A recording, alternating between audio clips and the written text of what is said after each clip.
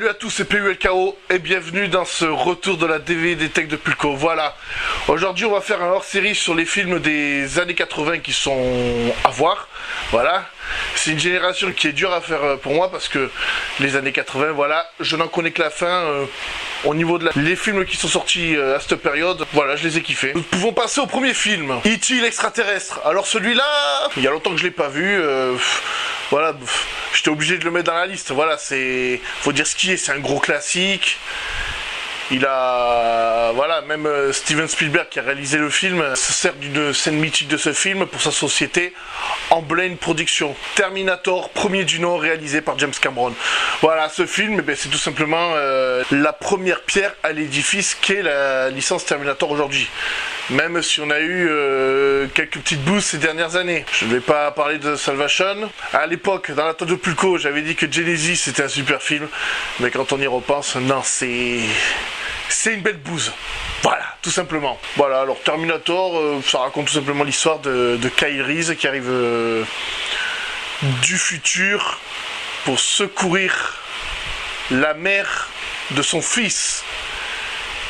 Enfin, je trouve ça un peu glauque quand même. Mais bon, je t'aurais bien parlé du 2, mais il est sorti dans les années 90. Gremlins, alors celui-là, sorti en 1984, voilà, j'étais pas né. Moi j'ai surtout découvert la franchise grâce au deuxième film qui est sorti dans les années 90, qui est largement meilleur, mais voilà. Celui-là il fait plus film d'horreur qu'autre chose par rapport au second. Retour vers le futur 2, alors oui, je parle du 2, je pourrais te parler du premier, mais il y aura une DVD Tech de Pulco réservée à ça, voilà. Je tiens à parler du second parce que déjà...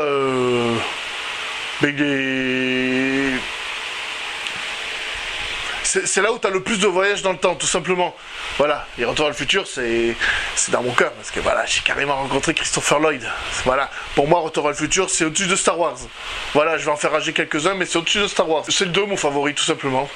Voilà. Mais, voilà, parce que dans le 1, les histoires d'inceste avec la mère, ça me gêne. Mais il y aura une DVD Tech de Pulco sur ça. Voilà, et elle sera... beaucoup travaillé. Voilà, vous avez vu le clip Coup Fatal, ça va être du même calibre la vidéo. Voilà, mais restez abonnés à la chaîne. Voilà, abonnez-vous à la chaîne si vous m'avez découvert par rapport à cette vidéo. Kickboxer, alors celui-là, je crois que c'est un de mes films de Jean-Claude Van Damme préférés. Après, je les ai pas tous vus. Voilà, j'en ai vu quelques-uns, mais celui-là, c'est mon préféré. Voilà, j'aime bien l'histoire du petit frère qui apprend du Muay Thai, qui apprend le Muay Thai pour venger son frère, pour se battre contre un combattant qui a rendu son frère paralysé lors d'un combat. Mais voilà, moi qui ai un petit peu pratiqué les arts martiaux, tu ne deviens pas un champion de Muay Thai comme ça, c'est impossible, c'est impossible. Voilà, mais le film reste très bien. D'ailleurs, faudrait que je voie le remake, malgré qu'on m'ait dit que ce film était une belle bouse. Apparemment, je juge pas. Faudrait que je le voie. Batman de Tim Burton. Je suis un grand fan de Batman. Voilà, manière vous le découvrirez bientôt dans une vidéo spéciale Batman qui devrait bientôt sortir. Je parlerai de ce film avec mon pote Chou et mon pote Mas. Voilà. Elle devrait arriver incessamment sous peu cette vidéo. Au niveau de l'écriture, j'ai le temps peaufiné, mais voilà. Bon, après que dire, ça ne vaut pas la saga Dark Knight, ce film. Voilà. Mais c'est... Ça se laisse regarder, ça reste un film sympathique. Ils ont revu les origines de Batman. Voilà. Voilà, c'est d'une façon qui est géniale. Voilà, pour ceux qui n'ont pas vu le film, j'ai pas envie de spoiler, même si tout le monde qui regarde mes vidéos, je pense, l'ont vu, mais voilà, si je préfère laisser la surprise à la jeune génération. À l'époque où ce film est sorti, pour la génération qui est au-dessus de la mienne, celle de mes parents, voire de mes grands-parents. C'était ce qui est arrivé après la période Batman, assez kitsch, j'ai envie de dire. Mais bon, on va pas y passer la nuit dessus. Scarface, alors celui-là, à une époque, je le considérais comme un de mes films préférés. Bon, d'ailleurs, c'est toujours un de mes films préférés. Mais comment te dire, malgré que ça soit un film avec une morale qui ne l'est pas du tout, voilà...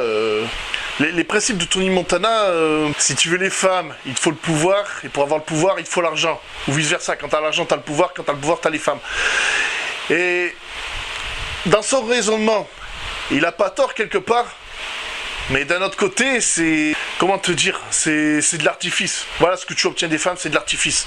Voilà, c'est comme ça que je vois les choses. Mais à l'époque, tu vois, c'était argent égale pouvoir, pouvoir égale femme. Voilà, je voyais les choses comme ça à l'époque. Star Wars épisode 6, le retour du Jedi. Les fans de Star Wars vont me dire « Oui, t'aurais dû mettre l'Empire contre-attaque, il est beaucoup plus intéressant. » Peut-être, mais je déteste les films en milieu de trilogie. Voilà. Pour moi, le retour du Jedi était une bonne conclusion à Star Wars. Et je dis bien été, parce que voilà, la nouvelle trilogie que Disney a mis en route, je ne la valide pas du tout. Les personnages, ils sont pas attachants, ils sont attachants, voilà. Voilà, là en décembre, je sais qu'il y a l'épisode 9 qui sort, je vais aller le voir, mais je n'y vois... ça va pas être terrible, et je pense que ce film va décevoir beaucoup de fans de Star Wars. C'est mon avis. Le Père Noël est une ordure, voilà. Un film français dans la liste. Moi, ce film, il me fait taper des barres, voilà. Le Père Noël est une ordure, sorti en 82, qui est une adaptation de la pièce de théâtre. D'ailleurs, les scènes de la pièce de théâtre, je la trouve moins drôle et je la trouve malsaine sur certains de ses propos. Voilà, oui, je l'ai vu un jour à 1h du matin sur France 3. C'était pas terrible. Et d'ailleurs, je crois que ce film, j'en avais parlé dans ma vidéo spéciale Noël de 2018. Mais en période de fête, je l'avais sorti. Rocky 3. Alors celui-là, je le kiffe parce que tout simplement, Mr. T, putain de merde. Ça commence là où s'est arrêté Rocky 2, où Rocky Balboa devient champion du monde. Il s'est en quelque sorte embourgeoisé, et un jour, t'as un boxeur joué par Mr. T qui vient le défier, qui le provoque. Il perd le combat, et t'as l'ancien gars qui l'a affronté qui l'entraîne, qui le remet sur les droits chemins. Et j'ai choisi ce film aussi pour sa musique. Voilà, pour sa musique. D'ailleurs... je préfère 1000 fois le thème de Rocky 3 que le thème habituel qu'il y a pour Rocky. Bah, franchement, j'aurais aimé le voir plus souvent. Et d'ailleurs, à la place de Creed 2, qui est sorti cette année, au lieu d'affronter le fils de Ivan Drago, il devait affronter le fils de Mr. T. Bon, au final, c'est pas plus mal. C'est pas plus mal d'un côté d'avoir choisi le fils d'Ivan Drago, mais d'un autre côté... j'aimerais bien voir un Creed 3 avec le fils de Mr. T et Mr. T. Voilà, c'est... Ah voilà, j'aimerais voir ça. Je sais qu'il y a pas longtemps, Stallone a annoncé qu'il y aurait une série Rocky et un préquel à Rocky, mais... Ah, faut pas qu'il fasse ça. Moi, je suis plus pour un Creed 2. Voilà. Die Hard, Piège de cristal. Celui-là est l'un des meilleurs pour moi parce que... Ah, putain. Comment il défonce du terroriste. Il défonce des terroristes qui prennent en otage une tour. Et dans les otages, il y a sa femme. Je n'accorde pas une grande importance à la saga Die Hard, mais une petite préférence pour le premier. Même si le 4, je kiffe le 3 et le 4. Voilà, le 3 et le 4, voilà. Le 2 dans l'aéroport, bof. Et le 5, n'en parlons pas. Même si à mon premier visionnage, j'ai eu une mauvaise expérience cinématographique, étant donné que la bande-son avait déconné sur la fin du film pendant mon visionnage au cinéma. Heureusement, ils m'ont remboursé la place. Voilà, ils m'ont remboursé la place et je suis allé revoir le film quelques jours plus tard. Mais même avec ça, la fin, elle est pas terrible. Un prince à New York. Alors, ce film, je l'aime bien parce que... Voilà, c'est l'histoire d'un prince qui a la fortune, qui a la vie royale, qui a tout ce qu'il faut. Il peut avoir la meuf qu'il veut. Mais le gars, il décide de partir de son pays, aller à New York pour se trouver une femme qui ne sache pas qu'il est prince. Et rien que pour ça, je kiffe ce film. Privilégier la richesse du cœur plutôt que la richesse du porte-monnaie. Voilà. Voilà. Tu vois, ce film, c'est l'anti-Scarface. Ouais, on peut le dire comme ça. Dans Scarface, il te dit argent égale pouvoir égale femme. Et là, c'est un gars qui veut séduire une femme avec son cœur plutôt qu'avec son pognon. Et sur ça, le film est très bien construit. Je sais pas s'il y a un prince qui a déjà fait ça, mais à ce niveau-là, le film est très bien construit. Rambo 2, La Mission. Soit le meilleur Rambo de la trilogie originale. Même si le dernier, John Rambo, je l'ai assez surkiffé. Voilà. On attend le 5 avec impatience. Mais voilà, dans celui-là, c'est que, voilà, le gars, il est lâché dans la jungle, il tue du Viet. Il y en a, ils vont dire, c'est le 1 le meilleur, mais bon. Après, dans le 1, ce qui est kiffant, voilà, c'est qu'il tire sur la police. Mais voilà, la police, il peut pas trop la tuer. Il peut pas trop s'amuser à la tuer. Ah, tandis que là, il y a... Là, c'est explosion, c'est rafale de balles. Il y a tout ce qu'il faut dans ce film. Voilà, pour moi, c'est le meilleur Rambo des années 80. Voilà, le 3, il est pourri. Voilà, le 3, je l'ai détesté. Il est nul, il n'y a pas d'action. Voilà, donc un Rambo 2. Freddy, Les Griffes de la Nuit. Celui des années 80, bien entendu, parce que... Alors, moi, Freddy... Alors, le premier film que j'avais découvert avec lui, c'était Freddy contre Jason. Et de fil en aiguille, ce personnage, il m'a passionné. Ensuite, j'ai vu le remake des Griffes de la Nuit. J'avais dit... Ouais... Et après, je me suis mis à faire un marathon Freddy. En gros, j'ai tout rattrapé d'une traite. Et la version des années 80 est mieux que la version de 2010. Voilà, elle est dégueulasse, celle des années 2010. Je trouve que le côté angoissant de Freddy marche mieux. Il est mieux construit. Bon, après, il est mieux construit grâce à ses autres films. Faut dire ce qui est. Ah, mais voilà, Les Griffes de la Nuit, voilà. Et en plus, je t'ai choisi celui-là parce que les films de Freddy... Ils sont tous plus intéressants les uns que les autres. À chaque fois, c'est recherché. Qui veut la peau de Roger Rabbit? Alors, c'est intéressant de parler de ce film. Oui, Christopher Lloyd encore, voilà. C'est intéressant de parler de ce film parce qu'aujourd'hui, dans l'ère du cinéma actuel, on est dans une période à faire des images de synthèse mélangées à de vrais plans de films.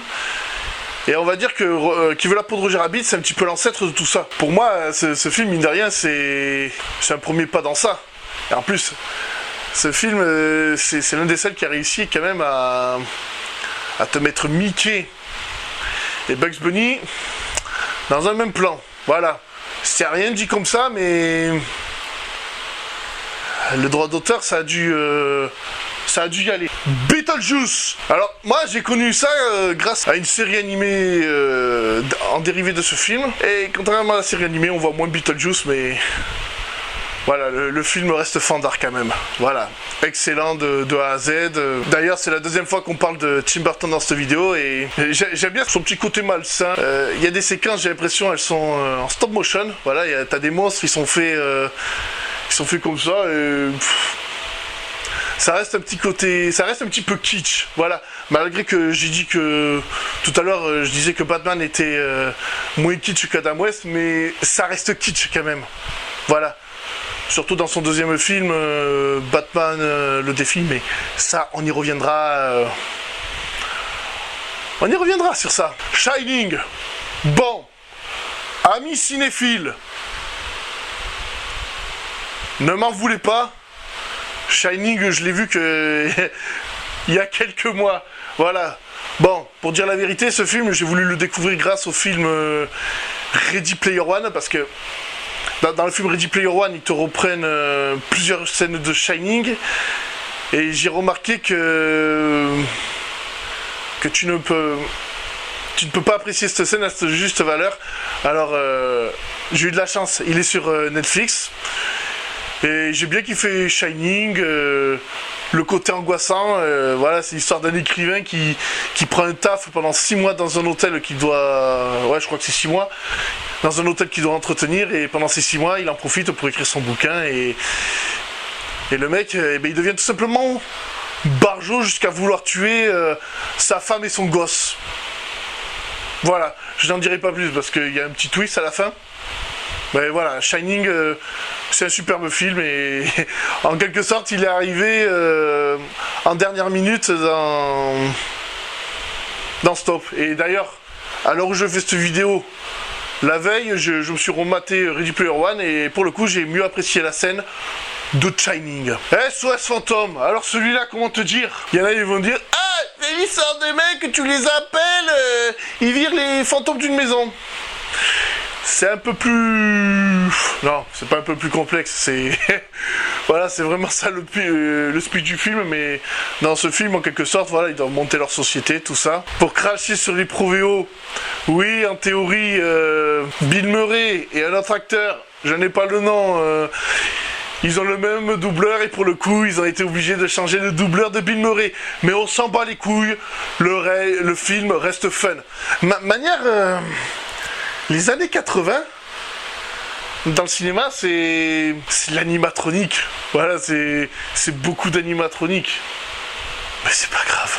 Voilà, moi, tu vois, image de synthèse ou animatronique, je m'en bats les couilles. Tant que le film, il est bon, tu me mets ce que tu veux dans tes films. Voilà, SOS Fantôme, c'est un bon film. Et d'ailleurs, les gars, Si vous voulez vous serrer une meuf, vous la ramenez chez vous, vous lui faites voir ce film, et vous laissez la magie opérer. Voilà. C'est tout. Voilà, vous laissez la magie opérer. Chérie, j'ai rétréci la grosse. Chérie, j'ai rétréci les gosses. Alors, ce film, je l'ai kiffé. D'ailleurs, je crois que j'étais même pas né quand il est sorti. Il est de quelle année? 89, j'avais 2 ans. Et je crois que c'est l'un des premiers films que j'ai regardé. Toutes ces suites sont sorties dans les années 90. Toutes les années 90. Non, mais j'aime bien le...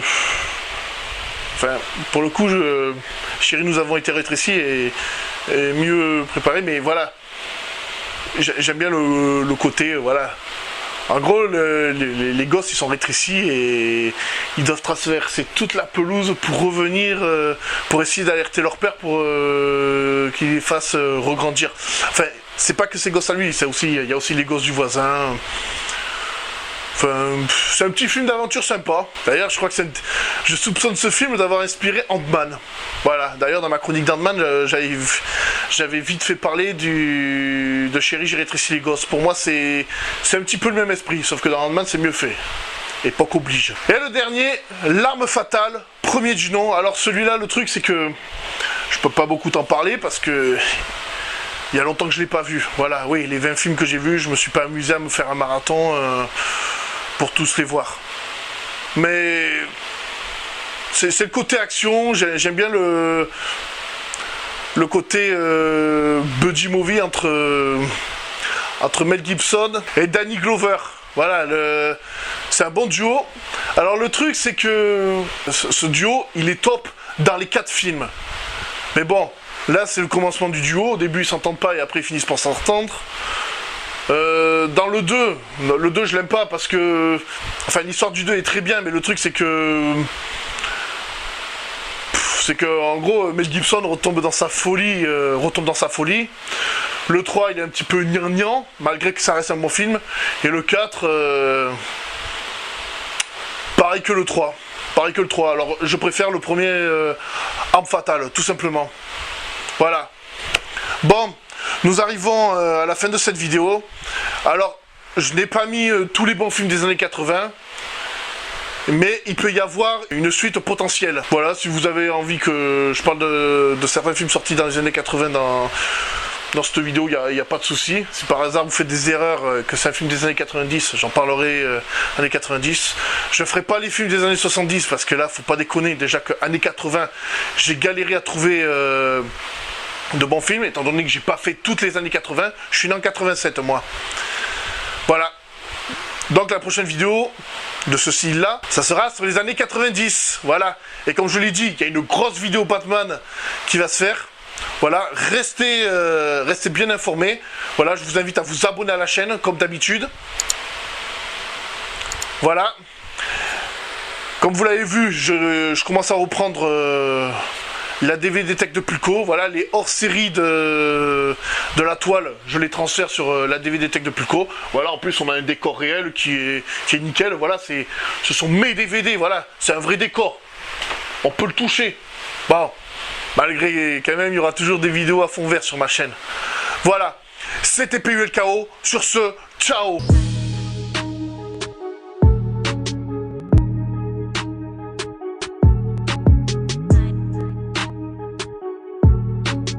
Purchase your